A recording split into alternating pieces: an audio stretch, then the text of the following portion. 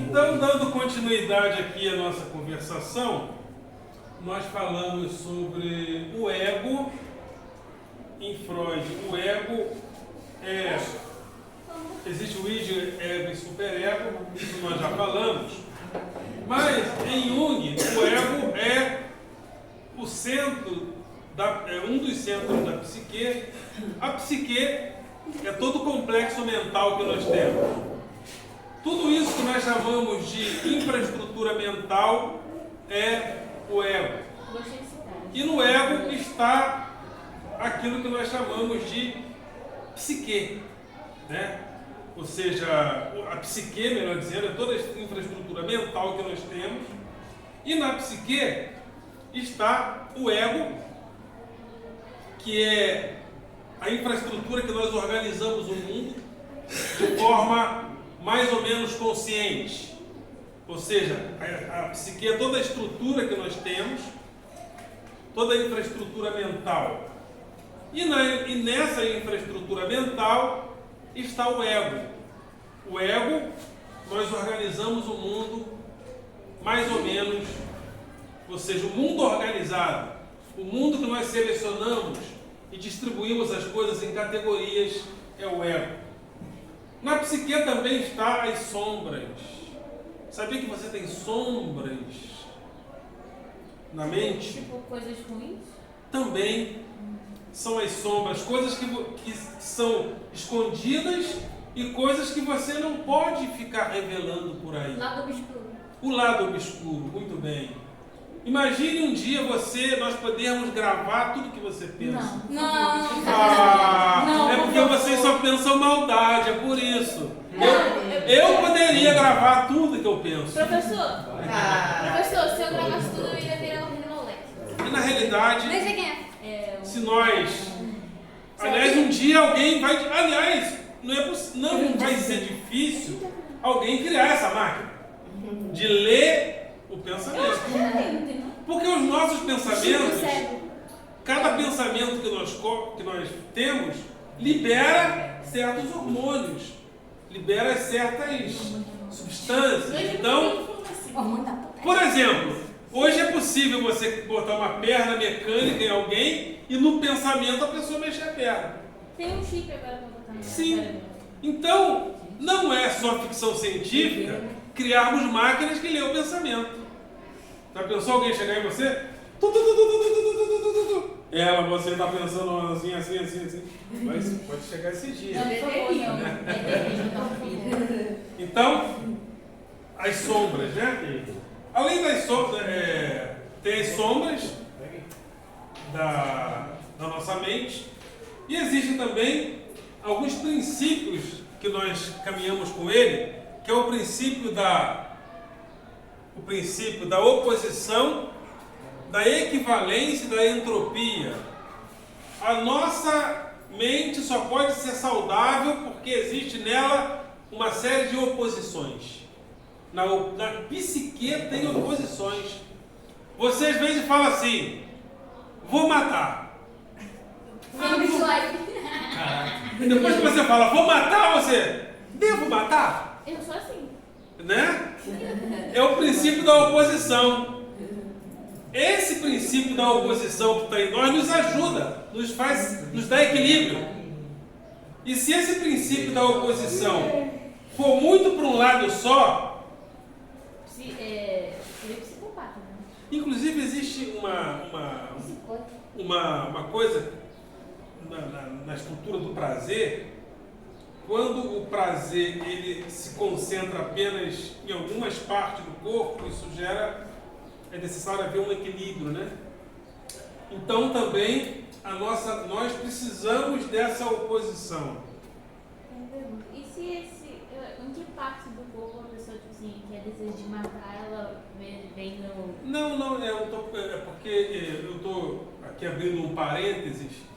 Por exemplo, um terapeuta chamado Reiki, ele dizia que quando a pessoa tinha problemas psíquicos, esses problemas ficavam concentrados em partes específicas do corpo, né? A pessoa tensionava aquele problema emocional, de repente aqui. Aí o terapeuta ao fazer os exercícios, as estimulações, a pessoa começava a chorar, começava a rir às vezes. Porque ali, em determinado lugar do corpo, estão em alguns músculos. Por isso que às vezes a gente está nervoso, a gente fica cada tipo de emoção gera tensão numa certa parte. Se a gente está. Porque quando a gente está pensativo, a gente fica assim. Porque a gente está trazendo nosso pensamento para cá, para o centro. O estresse é na lombar. Assim. O estresse na lombar. Ansiedade na perna. A perna, né? Fica batendo na perna. É assim, ó. E ansiedade batendo na perna, né? Eu fico assim.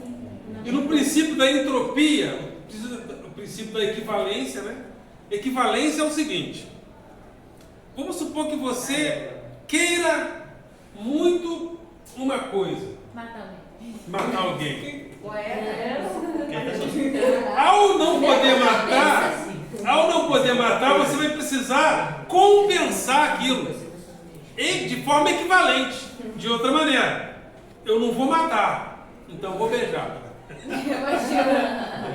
No princípio, eu quero muito matar. Então, como eu não posso matar, eu vou beijar muito. É isso? Princípio de equivalência. E o princípio de entropia. Entropia é o princípio que nós, ao não podermos realizar certos desejos, nós jogamos para o inconsciente. O princípio da entropia. Então, Jung falava do inconsciente, mas ele falava do inconsciente, não inconsciente individual. Tem coisas que nós jogamos para o inconsciente, não podemos lidar com aquilo. Mas Jung falava do inconsciente coletivo, ou seja, estímulos que nós temos porque nós temos antepassados que nos estimularam historicamente a isso. É o inconsciente coletivo. Eu já falei para vocês da Nízia da Silveira, da terapia ocupacional. Ela começou a fazer a terapia ocupacional com certos doentes mentais.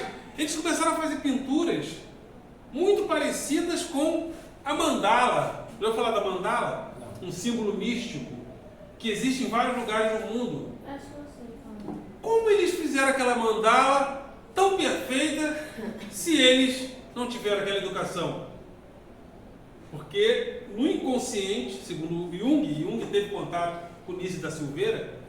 Aliás, tem esse filme feito por Glória Pires.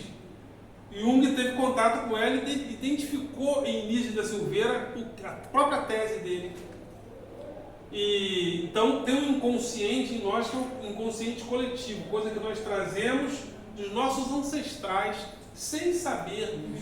Eu te falei da cantora Vanusa, todo homem que ela arrumava batia nela. Depois ela descobriu que a mãe apanhava, a avó apanhava, a bisavó apanhava, todo mundo apanhava do marido. Ela trouxe isso para a vida dela sem ela saber. Foi hereditário? Ela é um estímulo. Nós podemos dizer que é um estímulo. Por exemplo, tem meninas que têm bebê na adolescência. Fez 10 anos, já tem um bebê. Quando ela vai buscar na família, a mãe, a avó, todo mundo teve filho com 5 anos. 5 anos? Não, mas isso aí. Então acontece muito isso, né? De os nossos ancestrais marcarem pontos no nosso comportamento através do que Jung chamava de inconsciente coletivo.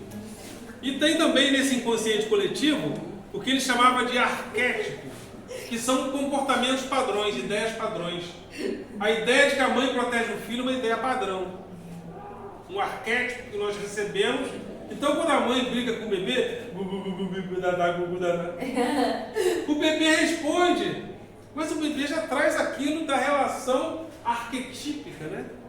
Como uma marca. Se a mãe tratar o bebê assim, o bebê vai achar estranho, não vai? Talvez ele não vai responder, por quê? Porque a relação mãe e filho já tem marca, arquétipos. Um arquétipo, por exemplo, Deus. Deus é um arquétipo. Todos nós temos que passar pela ideia de Deus, seja para acreditar ou não. A gente tem que lidar com isso. Um dia a gente vai ter que encontrar Deus e falar assim, quero Deus ou não quero Deus. Mas a gente vai ter que tratar disso numa boa. A gente tem que chegar nesse lugar e tratar com esse arquétipo. É um arquétipo. É uma ideia padrão, uma marca padrão. E de quem nós herdamos essas marcas padrões? Dos nossos ancestrais. É o inconsciente coletivo. Esse é Jung. Gostaram mais de Jung ou de Freud? De